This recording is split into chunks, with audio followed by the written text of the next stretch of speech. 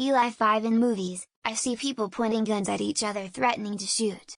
If person A preemptively shoot first, person B will not react fast enough to reply back.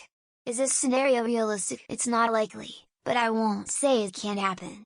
The instant person A pulls the trigger, then person B will too, and most likely will flinch or immediately move to make them a harder target. Then the most likely outcome is that now both of them are blasting at each other while running for cover.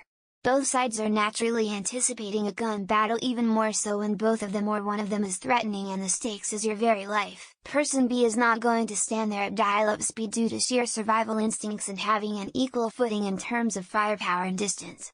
No. The reality is that, with a few notable exceptions, person B will have plenty of time to react after being hit. Mutual death is a plausible outcome, but so is both of them living to walk away and fight another day. Person B will be hurting a lot before firing back, but, unless it's a shot to the head or the weapon arm, they will be able to shoot back. They probably will not be able to aim very well, due to the trauma. However, person A could drill person B into the ground if person A knew what they were doing. Everyone in here saying person B would still have time to shoot back at A even if critically wounded doesn't understand that B isn't going to be able to do anything with multiple rounds tearing through them. Source: have quite a few buddies who have been in this exact situation. First person to get their gun on target and start shooting wins. It all depends on where person B is shot. The reality or reaction time is even worse than that. The study of reaction time even when trained police officers have their guns pointed at suspects with guns pointed to the ground. They are unlikely to be able to fire before the suspect. Even a shot to the heart doesn't have to instantly kill you, you can remain conscious for a few seconds and pull your trigger. Now will their shot be accurate? Probably not, but also no guarantee. And it assumes the shot from A is a kill shot. There are countless instances of people being shot multiple times and surviving. I don't know the stats, but just listen to the news and all the stories of 9 shot 2 fatally. There is a concept called the gunslinger's effect. It is the idea put forth by Niels Bohr that a person reacting on instinct will act faster than a person acting on intent. It's likely not enough to counteract shooter A's advantage from drawing first, but it is at least an interesting concept that shooter B is likely using slightly different areas of the brain, and potentially acting quicker although with a delay. Usually whoever gets shot first loses the gunfight. When people get shot they tend to have a very strong reaction and they flail and normally try and run. In that situation they are legit threatening your life. It would be wise to shoot first.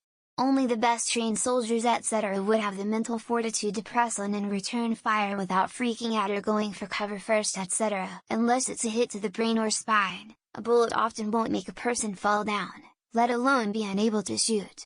Even rifle bullets. Quick draw fights are essentially a fiction invention, going back to the Western.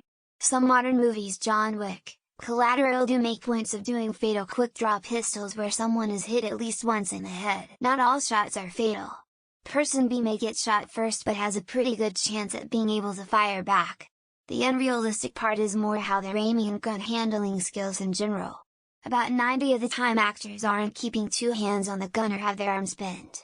You are going to have a tough time hitting anything regardless of who shoots first. The first shot would have to be a brain shot to incapacitate anyone. If you shoot someone in the stomach or chest, they might be able to shoot back. During the infamous Florida shootout with the FBI and armored truck robbers, the fatal injury to the robber was early on, causing him to bleed out.